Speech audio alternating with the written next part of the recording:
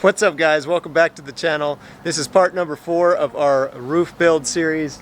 Got my wife here because in the last part, if you guys watched part number 3, which you should, I had said that I may be making some adjustments to the actual shape of the roof design that we've done so far. It's looking good, but after having come out here, after finishing the design on the roof, I'd mentioned before that I like to always take at least one night to come out here and just take a good look at the design with a fresh set of eyes. It oftentimes gives me the opportunity to see any little changes, any little adjustments that I may have wanted to make, and that's definitely the case with this. I came out here the next day after I finished the design, and I had one of my buddies, actually Oscar, the same guy who was here helping me take my dash out. He came by, I showed him the design, and he said it looks awesome, but just needs to be a little bit smaller, and that's exactly what I thought. So just to get one final confirmation, I asked the wife to come out here and take a good look at it as well and give me her opinion on it,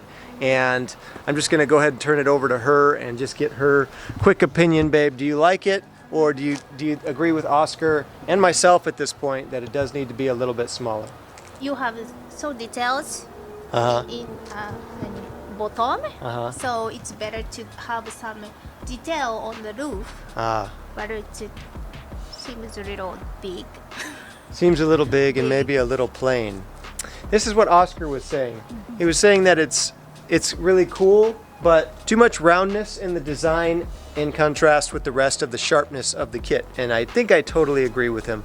Would you agree with that, babe? There needs to be a little bit more angle in the roof design, and so that's what I'm gonna do. I'm gonna go ahead and take down a little bit of this height.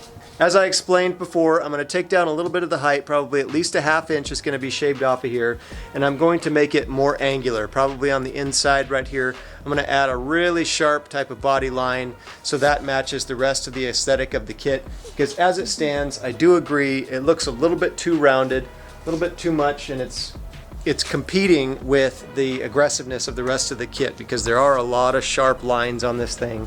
And so I'm gonna go ahead and make that adjustment. I'm gonna do it off camera and you guys are gonna see it. I'm gonna pick it right back up once I've made the adjustments so that we can move on with the project and get into some of the fiberglassing. So just wanna make this quick update. Baby, thank you so much for your opinion on this. Her opinion is very valuable to me. She's helped me along the way as I've been designing this whole car. And it's really valuable to me to have the opinion of somebody from Japan who has been around a lot of Japanese cars and JDM style and stuff like that. So really appreciate it, babe. Thank you. You're welcome. All right, so I'm going to make those adjustments and we'll pick it right up and get started on doing some fiberglass. All right, and just like that, I've made the adjustments that I wanted to make to the design on the top. Very happy with the results. I ended up just taking about 3/4 of an inch actually. I was thinking only about a ½ inch, but I ended up taking off about 3/4 of an inch of the overall height on both sides, and then tapered off the front section here a little bit tighter and the back section here a little bit tighter as well. What I ended up doing is following the shape of the windshield more, stepping down to more of a side profile and really capturing that shape of the windshield, and then using that as my guide to really reshape the whole front section and then lower this all down through the top and then taper in tighter in through the back. Really think it looks way better now. I also went ahead and put a way sharper line on the inside. You can see better on the other side there. We got a really nice crescent shape now that's not too exaggerated, and I sharpened it up so that it matches the aesthetic of the rest of the sharp lines. For example, this really nice fender line right here, it really kind of translates very well now up in through the roof. So I'm very happy with the changes that we made. As I walk around it a little bit, give you a couple other angles. So overall design, like I said, I like this design. That's what I was going for to begin with. I didn't want to change the overall design. It's just a little more subtle with the shape of it. It's not quite as round. It's more flat over the top now, which is better for the more flat type of angles of the kit. Definitely matches that better in through the back here. You can also see on the insides, you can see how it's really nice sharp line there on the insides, and it's just a nice more of a flat type of a surface as opposed to very bubbly like it was before. So very happy with the changes that we made to it. We are now officially done with all of the clay work. The sculpt is done. I'm not going to mess with it anymore. I'm just going to call it good. I do have a little bit of a bad habit with continuing to work and work and work on something until I eventually start making it even worse. So I brought my wife back out here and had her look at it, and she is approved of it now. And so I'm going to leave well enough alone and call this good. So we are now ready to move into the fiberglass stage. Now, unfortunately, it is now well into the evening now, and it's very cold out here. It's about 40 degrees right now, which is no bueno for doing fiberglass and resin. So we're not going to be able to actually apply the fiberglass until tomorrow when it heats up a little bit.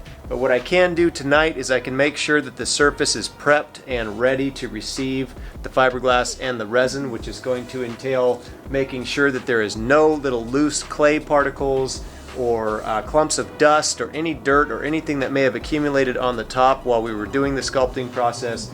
You want to make sure that it is as smooth and clean as possible. Otherwise, you're going to get all that little debris and particles and stuff stuck under the fiberglass, and we really don't want that. So you can use a brush or something like that to brush over the top just to make sure you're getting a nice smooth surface, and run your hand over the whole thing to make sure you're catching any little lumps of clay or anything that may be stuck to the roof. And also take this opportunity to push down any tape that may have wanted to lift a little bit. Since it has been on the roof for a little while at this point, it kind of has a tendency to want to lift up, especially in the edges and things like that. So go back in and really press down in the creases. Make sure the tape is still really tight to the car. If you have developed any major bubbles in the tape or anything, just take like a little razor blade or a pin or something and just put a little air hole in there, and then just squeeze the air out so that you don't have any significant bubbles that will translate into the fiberglass. We don't want that. So just do a good once over and make sure that your surface is prepped. You can see here I've also laid up a nice barrier of tape along the upper part of the windshield. That is just to make sure that as I'm going in with resin and fiberglass, that resin isn't going to leak down my windshield and get down into this area. I definitely don't want that. So this little painter's tape strip that's been flipped up here is going to catch any of the resin that may fall down from this front sloped area right here. So just little precautions, things like that goes a long way.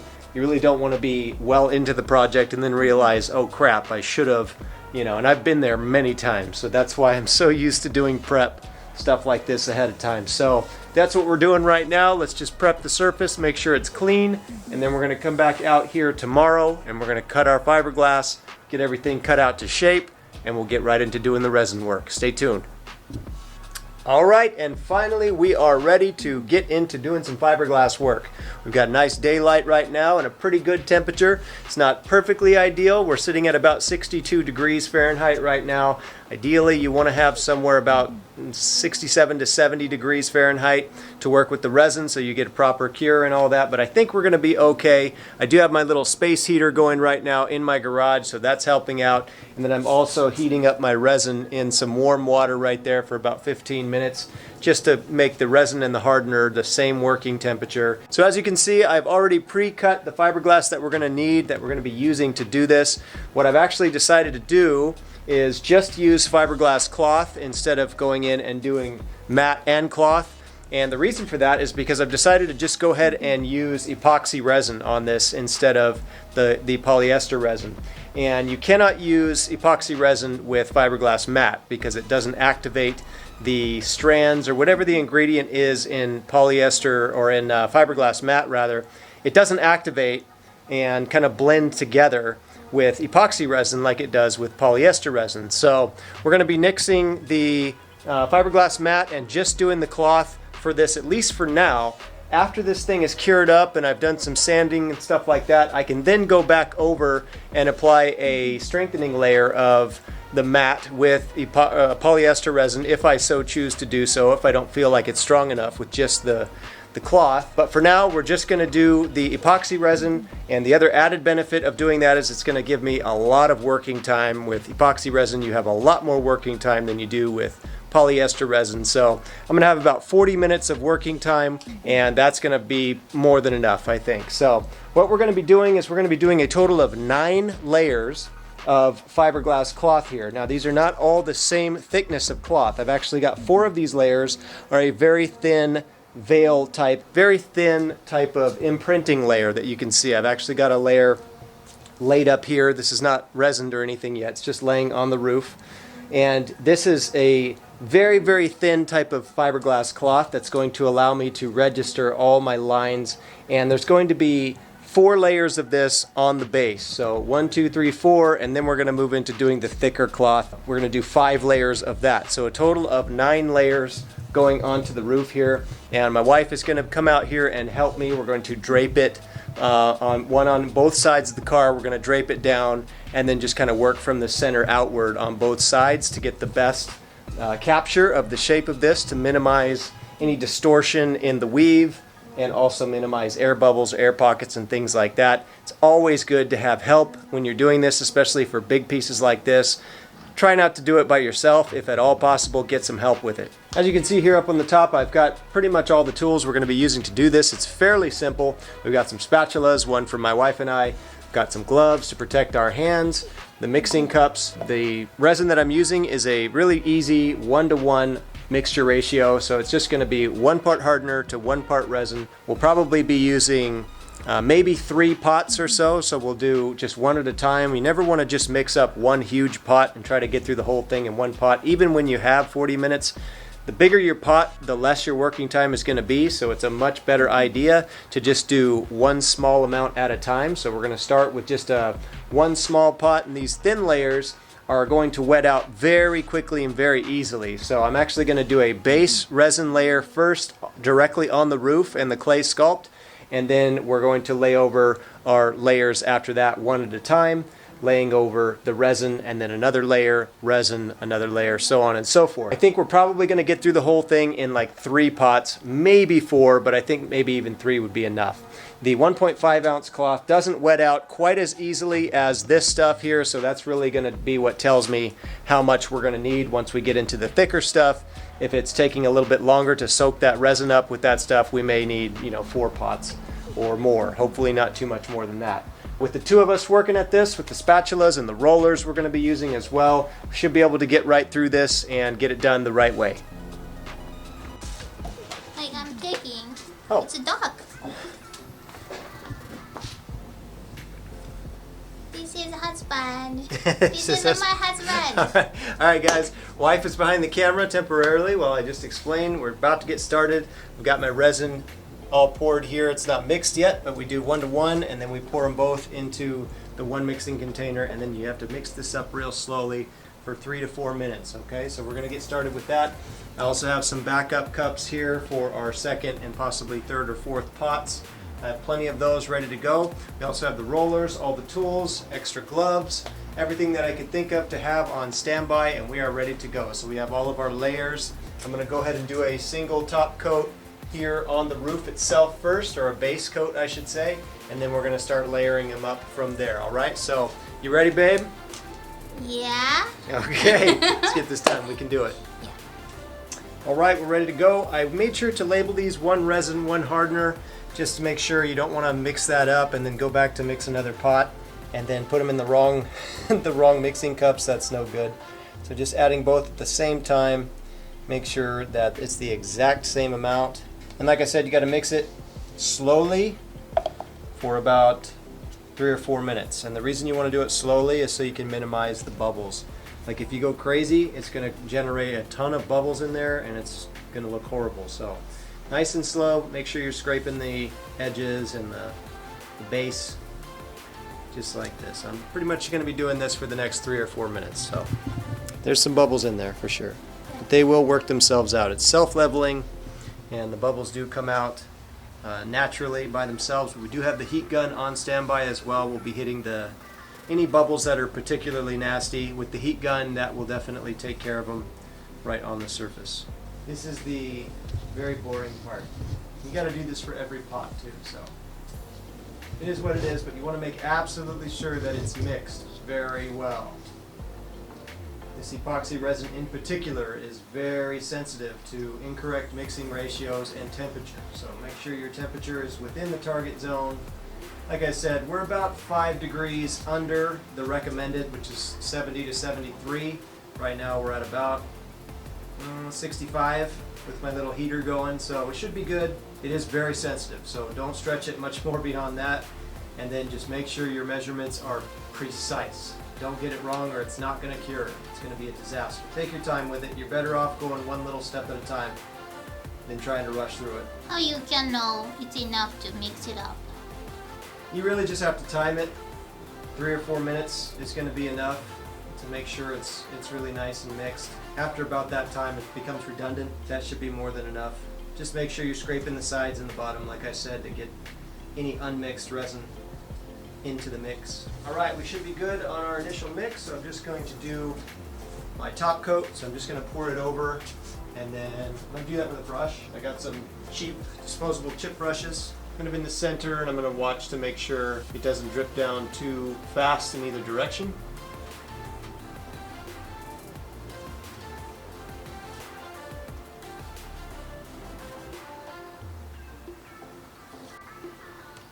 So I'm just looking for a very light, kind of a skim coat. And that's going to be more than enough for our first layer of the very thin fiberglass.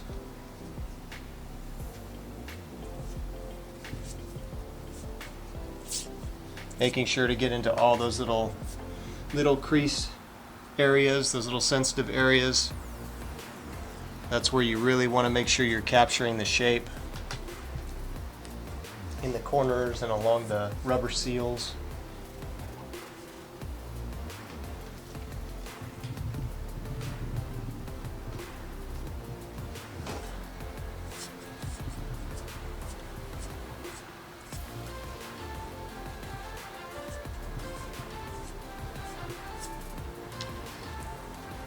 Alright, we got the first base layer of resin applied. We're going to go ahead and apply our first layer now. So we're just going to lift up both sides at the same time.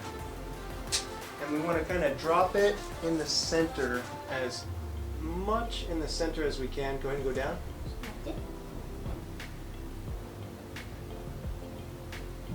Okay. Just like that, and then as it comes down, we want to just kind of get it to fold into the crease as much as you can. Want to minimize major wrinkles.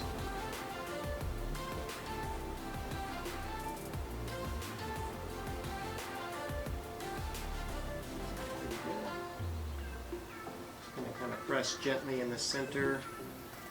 The real thin stuff is particularly sensitive, so don't want to use a lot of pressure on this or it's going to really distort the weave.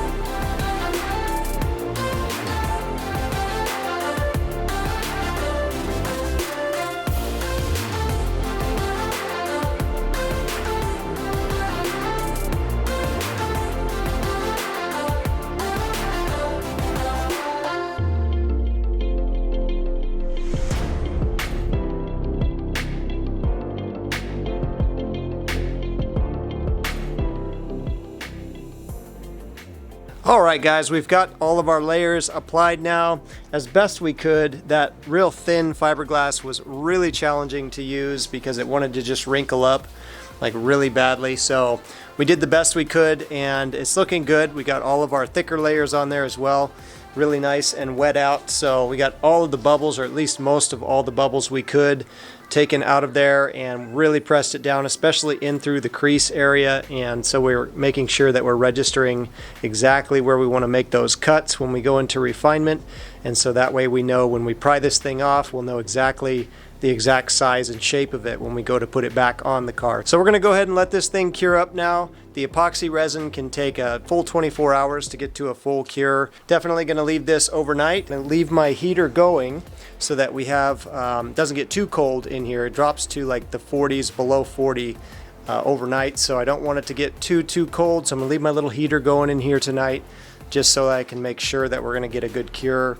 And then I'll come back out here tomorrow. I'm definitely going to need to do quite a bit of refinement on this. As you can see, it's very wavy still. I tried to even it out and get it to level as much as possible, but those first few layers with the real thin fiberglass made it a real challenge to get this thing to lay down really flat. So I know I'm going to have some refinement to do, but I was expecting that anyways, so I'm not too worried about it. You can also see we did get some drips and stuff in places that I didn't want, and that's just par for the course. It always happens no matter how much you try and prep, but it's okay. I'm going to leave it to cure up so it solidifies, and that way it'll be easy just to pick it right off as opposed to trying to wipe it right now. If you do get drips and stuff like that, just let it cure and then take it off when it's hard.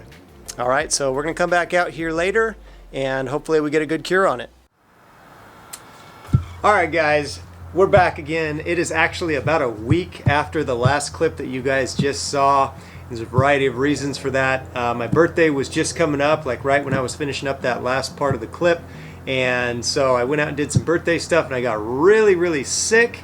And the weather here just turned absolutely crappy. Like the rain was insane and the wind, we had a crazy windstorm roll through, and so the temperatures were like less than 30 degrees out here, so I couldn't get out here and I was sick. It was just horrible. I was right in the middle of trying to record this part 4 for you guys and I just hit like a brick wall. So I apologize about that, but on the plus side, that time did allow our resin here to get really hard and totally cured up. So we are now ready to get in and start doing some preliminary sanding on this thing to get rid of some of the waviness that's in here. And what I've decided to do is actually do another layer or two over the top with the real thick fiberglass just to give it a nice, strong, smooth surface layer. And I really think that's going to benefit me in the long run instead of just trying to pry it off with what we have right here, because I'm going to end up doing quite a bit of sanding on this. I can tell as it started to cure up and get a little bit more harder, solidified, I really started to see how many bubbles that did end up in here that I'm really going to need to sand down and extract or fill. And so that's probably going to necessitate that I sand quite a bit of this, and that is obviously going to make it thinner and weaker. So I'm just going to go ahead and do a nice good sanding down on this, and then I'm going to go back in and actually do 2 more layers, at least 2, maybe 2 or 3 layers of fiberglass again. It will have a very nice smooth surface, so it should be super quick and easy. Weather permitting, that will go well. And so that is what I'm up to right now. So this is just going to be sanding down. There's nothing really fun about this, nothing exciting about this, so I'm not going to record too much of it, but I will pick the camera back up when we're ready to do something a little more exciting. Thanks for hanging on.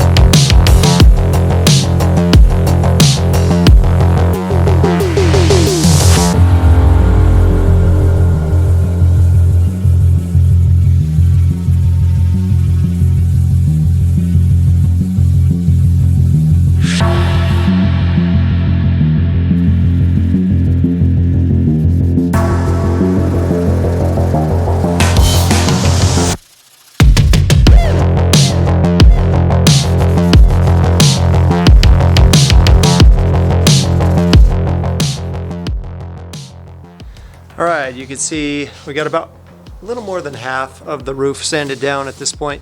This is what we're looking for, something like this, where we've gotten all of the high spots down and it's got a very, very nice shape to it. Now I can feel that it's much, much smoother than it was. We got a majority of all those waves and bumps and stuff out. We also took out a great number of bubbles that were in there. You can see all these little bitty white spots. Those are bubbles, stuff like that, that got sanded down, so those will be filled. So I'm going to go ahead and finish up that side over there, and then we'll give it a really nice wipe down in a brush so that we get all of this excess resin dust off of here. We don't want any of that on there when we go in to do our next layers of fiberglass. We also need to make sure that we're getting as much of the dust out of these little air pockets as possible. We'll just go over with a brush really well, and then maybe some air as well to get all of the dust off and out of the bubble, the air pockets, and then we'll be ready to go for our next layers.